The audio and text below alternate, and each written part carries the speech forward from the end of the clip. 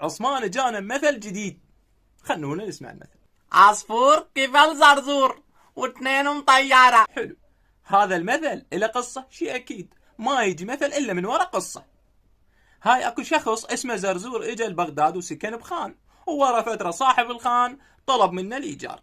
شدع زرزور قال له انباقن فلوسي، أنا بالجاي الجاي أعطيك. يقتنع أبو الخان؟ لا ما اقتنع. إيش سوى؟ راح رفع عليه دعوة يم القاضي مشى الدعوة، وادعى من؟ ادعى زرزور. تعال زرزور، قعد زرزور قال له يا كفالة يا تدفحن. قال له كفالة، وقال له الكفالة شرط صادق وأمين ومن سكنة الخان.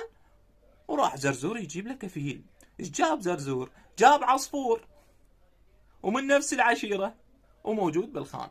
جابه وجه التقوا بالقاضي. القاضي شو ما اقتنع وطرد عصفور وزرزور.